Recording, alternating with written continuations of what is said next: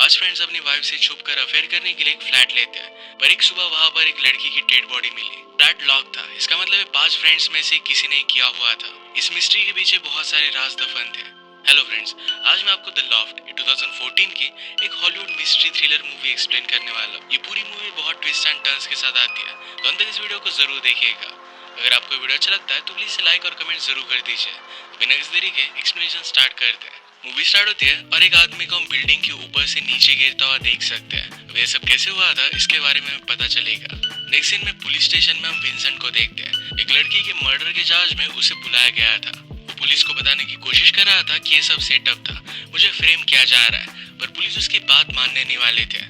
उसे कहते कि तुम्हें अभी कन्फेस कर देना चाहिए, तुम्हारी बहुत सारी लीगल फीस बच जाएंगी। विंसेंट उन्हें समझाना चाहता था तो पुलिस ने कहा कि हमें स्टार्टिंग से सब कुछ चीजें बताओ। आज सुबह लुक एक बिल्डिंग में जाता है। उसने अंदर आकर देखा तो वहां पर एक लड़की की डेड बॉडी पड़ी हुई थी।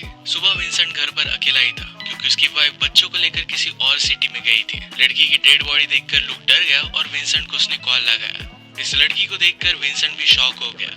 लुक ने अपने सब फ्रेंड्स को कॉल किया था और उनका एक फ्रेंड जिसका नाम था फिलिप, इसका कॉल लग नहीं रहा था। वो वंडर करता है कि इस फ्लैट की चाबी सिर्फ पांच फ्रेंड्स के पास ही है। जब लुक अंदर आया तो डोर लॉक था, इसका मतलब पांचों में से कोई इससे कनेक्टेड है। पूछताछ के लिए पुलिस लुक को भी लेकर आया। वो उसे उस फ्लैट के बारे में पूछता है तो लुक कहता है कि मुझे उसके बारे में पता नहीं है। पुलिस उसे कहते हैं कि तुम अपने चार फ्रेंड्स के साथ उस फ्लैट को शेयर कर रहे थे, तुम सब लोगों के अफेयर्स पकड़े ना जाए, इसी वजह से तुमने उसे बाय किया था। लुक कहता है कि मैं अपनी शादी से खुश हूँ, मैं कभी भी ऐसी कोई भी चीज नहीं करूंगा। उसे पूछा जाता है कि मॉर्निंग में वो कहाँ पर था, तो लुक कहता है कि मैं मेरे फ्रेंड क्रिस के साथ था। क्रिस भी पांचों फ्रेंड्स में से ही एक है। उस लड़की की लाश मिलने के बाद थोड़ी देर में क्रिस भी वहां पर पहुंच गया था। उन फ्रेंड्स में से जिसका कॉल नहीं लग रहा, फिलिप का ऑलरेडी क्रिमिनल रिकॉर्ड रह चुका है, तो सबको लगता है कि शायद ये सब उसने ही किया होगा। थोड़ी देर में उनका फ्रेंड मार्निक्स भी यहाँ पर आ गया। सब लोग बहुत डर रहे थे, तो विंसेंट कहता है कि हम इससे कुछ ना कुछ तो वे निकाल ही लेंगे, हम फ्रेंड्स हैं और फ्रेंड्स की तरह इस सिचुएशन का सामना करेंगे। अब इसके बाद एक साल के फ्लैशबैक से स्टोरी स्टार्ट होती है। विंसेंट एक आर्किटेक्ट था और उसी की बिल्डिंग की इनॉग्रेशन की पार्टी में सब फ्रेंड्स को उसने बुलाया हुआ था। क्रिस अपनी वाइफ एलिसन के साथ आया, पर एलिसन को उसके फ्रेंड्स में कोई भी इंटरेस्ट नहीं था। आजकल तो बहुत सारी चीजों में उसे इंटरेस्ट नहीं रहता, इसी वजह से उनके मैरिज में थोड़े से प्रॉब्लम चल रहे हैं। लुक और मार्निक्स पार्टी में लड़कियों को देख रहे थे, तो उनकी वाइफ्स उनके पास आके और दोनों को अलग कर देती है। पार्टी में एक बहुत ही ब्यूटीफुल सी लड़की जिसका नाम था एन, ये क्रिस के पास आई। वो उसे पहचानती थी और कहती कि आप तो एक साइकोलॉजिस्ट हो। क्रिस कहता है कि तुम मुझे कैसे जानते हो। एन ने कहा कि मेरी सिस्टर तुम्हारी पेशेंट थी, वो बहुत ही ज्यादा डिप्रेशन में थी और इसी वजह से उसने सुसाइड कर ली थी। क्रिस को उस बात से बहुत बुरा लगा था, पर एन कहती है कि वो हमेशा से बहुत दुखी रहती थी। वो दोनों बात करने लग गए और क्रिस उसे पूछता है कि तुम यहाँ किसके साथ आई हो। एन कहती है कि मैं सिटी काउंसिलमैन के लिए उसकी पर्सनल असिस्टेंट का काम करती हूँ। पार्टी में फिलिप दो लड़कियों के साथ फ्लर्ट कर रहा था, तो विंसेंट उसके पास आया। कहता है कि तुम ये सब कर क्या रहे हो। फिलिप ने कहा कि मेरी शादी होगी, इसका मतलब ये नहीं कि बाकी लड़कियां मुझे अब भी पसंद नहीं है। क्रिस भी उसे समझाने के लिए आया, पर वो मान नहीं रहा था। विंसेंट उनसे कहता है कि मुझे तुम सबको कुछ दिखाना है। पार्टी में क्रिस और एन एक दूसरे को ही देख रहे थे। विंसेंट उन्हें एक फ्लैट में लेकर आया। वो कहता है कि एक बहुत ही प्राइम लोकेशन है, अगर हमें चाहिए तो ये हमारा हो सकता है। अगर हम किसी और के साथ अफेयर करते हैं तो क्रेडिट कार्ड एक्टिविटी, होटल की बिल्स, इन सब चीजों की वजह से पकड़े जा सकते हैं। अगर हमारा खुद का फ्लैट होगा तो इन सब चीजों के बारे में वरी करने की हमें कोई भी जरूरत नहीं पड़ेगी। थोड़ा थोड़ा पे कर बाय कर सकते थे। फिर से प्रेजेंट में जब उन्हें लड़की की डेड बॉडी मिली थी तो ये सब देखकर लुक डर गया और वहां से जाना चाहता था। मार्निक्स उस पर गुस्सा हो जाता है, तो विंसेंट ने सब लोगों को शांत किया। कहता है कि सिचुएशन को हम फिगर आउट कर लेंगे। वो और एक बार फिलिप को कॉल करने की कोशिश करते हैं, पर उसका कॉल लगता नहीं। विंसेंट ने क्रिस से कहा कि इस बार हम फिलिप को बचा नहीं पाएंगे। मार्निक्स ने पिलो निकाली तो वहां पर लैटिन में कुछ लिखा हुआ था। पुलिस क्रिस को इसी के बारे में पूछते हैं क्योंकि उसे इस लैंग्वेज के बारे में पता था। इस पर लिखा हुआ था कि तकदीर हमें फिर से मिला देगी। डिटेक्टिव कहता है कि शायद लड़की का हाथ लेकर तुमने किया हो सकता है। क्रिस कहता है कि जो लिखा हुआ था इसमें ग्रामर की मिस्टेक थी, ये मिस्टेक मैं नहीं करूंगा। पुलिस क्रिस को उसके ब्रदर फिलिप के बारे में पूछता है। क्रिस कहता है कि हमारी मदर सेम है। बचपन में फिलिप के साथ वो ज्यादा टाइम स्पेंड नहीं कर पाया। फिलिप के फादर बहुत ही अब्यूसिव थे, उनकी मदर और फिलिप को बहुत मारा करते थे। उस वक्त उनकी रिलेशनशिप अच्छी नहीं थी, पर जब वो बड़े हो गए उसके बाद उनकी बॉन्डिंग बहुत ही अच्छी रही थी। मर्डर के यहाँ पर मार्निक्स को एक चाकू भी मिला था। थोड़ी देर में वहाँ पर फिलिप आ जाता है। सब लोग उस पर झपक पड़े और पूछते कि क्या तुमने ये किया है। फिलिप कहता है कि रात भर में तो मेरे इन लॉज के यहाँ पर था, उसे मॉर्निंग के बारे में पूछते हैं तो फिलिप कहता है कि मैं कंस्ट्रक्शन साइट देखने के लिए गया हुआ था। फिलिप भी गुस्सा हो जाता है और उसने विंसेंट से पूछा कि तुम कहाँ पर थे। विंसेंट कहता है कि मैं घर पर ही था। फिलिप ने कहा कि क्या इस बात को कोई कंफर्म कर सकता है। विंसेंट ने कहा कि मेरी फैमिली जरा बाहर गई है, तुम्हें मुझ पर ट्रस्ट करना पड़ेगा। उन दोनों में झगड़ा होने लग गया था पर क्रिस उन्हें रोक लेता है। कहता है कि हम पांचों में से कोई इससे कनेक्टेड है, हमें इसके बारे में सोचना पड़ेगा।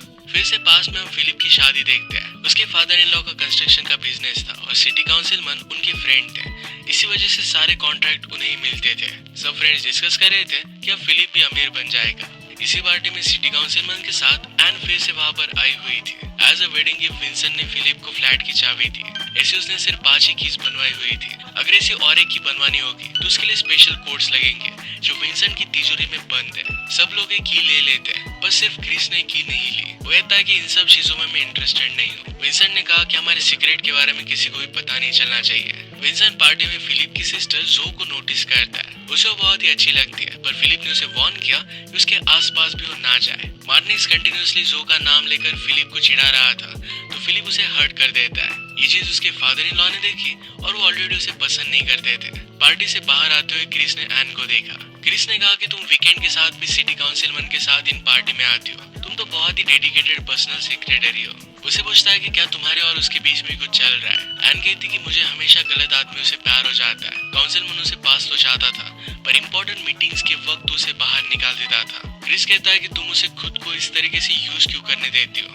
एन कहती कि शायद मैं उसे यूज कर रही हूँ। तुमसे इन सब चीजों के बारे में बात करना शायद मुझे अच्छा लग रहा है। लुक वहाँ से जाने लग गया पर एन कहती है कि क्या तुम्हें कभी कॉफी के लिए चलना है। क्रिस इसके लिए हाँ कह देता है। वेडिंग के बाद रात में क्रिस विंसेंट के पास आया। उससे वो फ्लैट की चाबी ले लेता है। फिर से मर्डर के बाद के सीन में विंसेंट सबसे पूछता है कि क्या आप सबके पास चाबी है। सबने अपनी कीज निकाली पर क्रिस के पास एक की नहीं थी। वो उस पर शक करने लग गए पर क्रिस कहता है कि मैं हमेशा मेरी कीज लेकर नहीं घूमता। वो यहाँ पर आया तो किसी और ने उसके लिए डोर खोला था। तो विंसेंट को क्लिक होता है कि शायद जिस लड़की का मर्डर हुआ है उसने भी मर्डरर को अंदर आने दिया हो सकता है। इसके बाद हम फिर से पास्ट में देखते हैं कि सारे फ्रेंड्स अपने वाइफ्स के साथ डिनर कर रहे थे।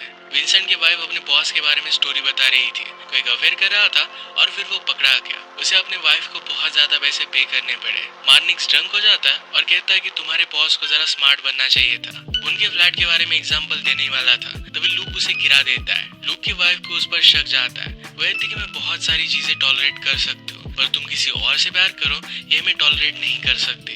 लुक कहता है कि ऐसा कुछ भी चल नहीं रहा। मर्डर के यहाँ पर लड़की के हाथ बंधे हुए थे। विंसेंट कहता है कि शायद हमें कोई फंसाने की कोशिश कर रहा है। हमारे अफेयर की वजह से बहुत सारे लोग हर्ट हो रहे थे। शायद हमारी वाइफ को पता चल गया होगा या फिर इस लड़की का बॉयफ्रेंड भी हो सकता है। अगर किसी के साथ भी कोई भी ट्रबल हुआ हो तो उसके बारे में अभी बता देना चाहिए। क्रिस को एन की याद आती है। उसके साथ उसका अफेयर चल रहा था।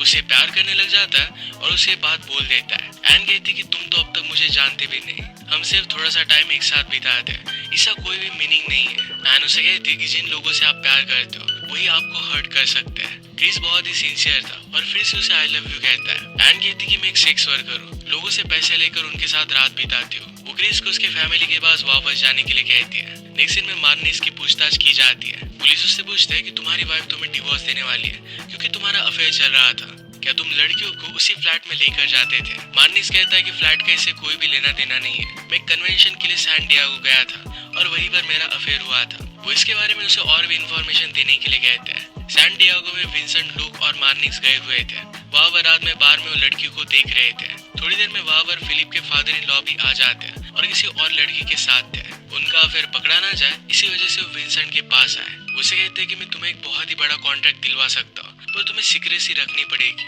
इसका मतलब है विंसेंट को उनके अफेयर के बारे में किसी को भी नहीं बताना था।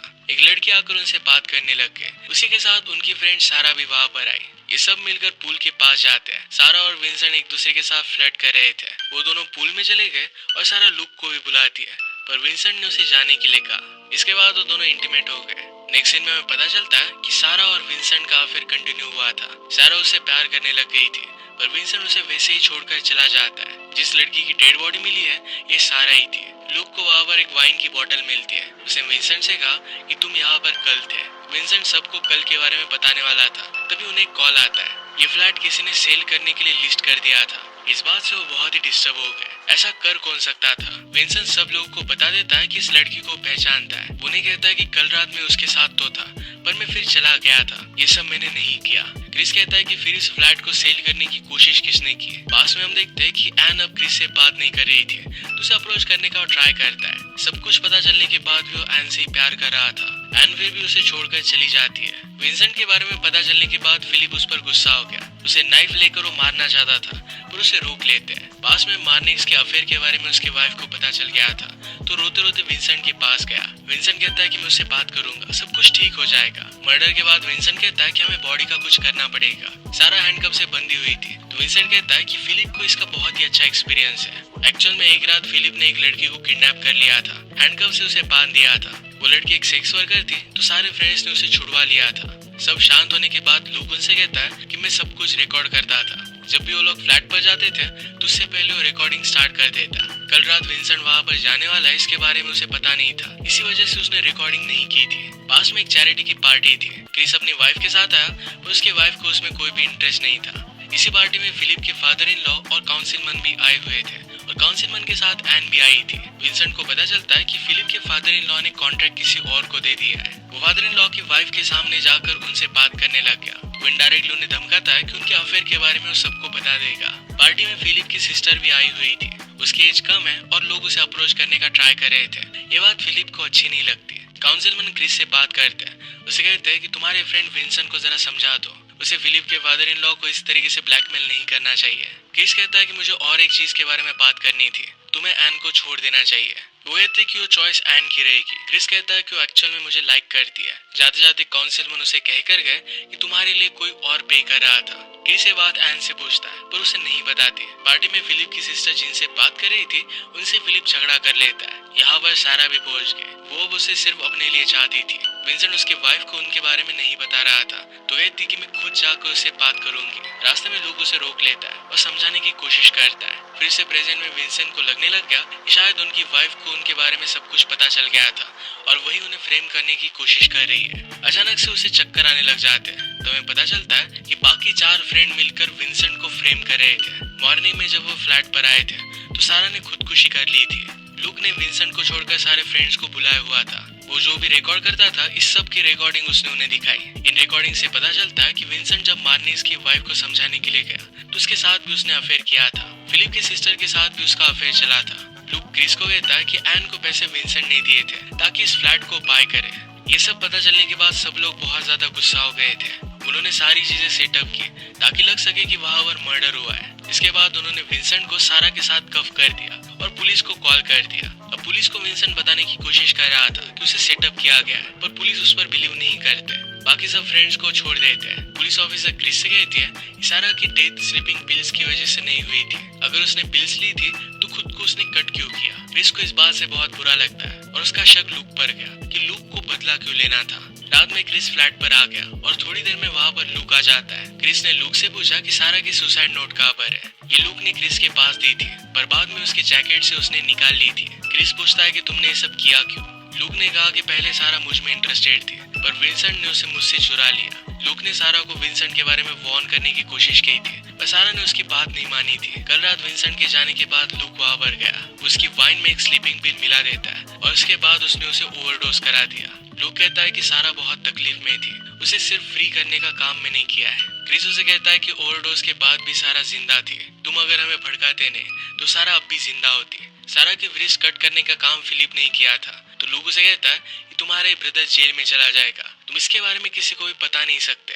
क्रिस कहता है कि अब मैं तुम्हें प्रोटेक्ट नहीं कर सकता। लूक चाकू ले लेता है और क्रिस को मारने की कोशिश करता है। उन दोनों के फाइट में चाकू क्रिस के हाथ में आ गया। लूक समझ गया कि अब वो बच नहीं सकता, इसी वजह से ऊपर से जंप मारकर सुसाइड कर लेता है। इसके बाद कुछ समय गुजर चुका है। पुलिस ने विंसेंट को छोड़ दिया था। मार्निस को उसकी वाइफ ने माफ कर दिया था और दोनों बहुत खुश थे। उन्हें छोड़कर क्रिस पार्किंग लॉट में आता है और वहाँ पर वो एना से मिला। एन कहती कि अब मैंने वो सब काम छोड़ दिया है। उसे पूछती कि क्या हम कॉफी के लिए चल सकते हैं। क्रिस तो हमेशा से उसे बहुत प्यार करता था और उसे हाँ कह देता है। अब वो दोनों फिर से साथ में थे। इसी के साथ ही मूवी एंड हो जाती है। अगर आपको एक्सप्लेनेशन अच्छा लगा तो प्लीज से लाइक और कमेंट जरूर कर दीजिएगा। बहुत सारी मूवीज लेकर आते रहता हूँ, तो प्लीज चैनल को सब्सक्राइब कर दीजिए और बेल नोटिफिकेशन आइकन दबाना मत भूलिएगा। हम फिर से मिलेंगे और एक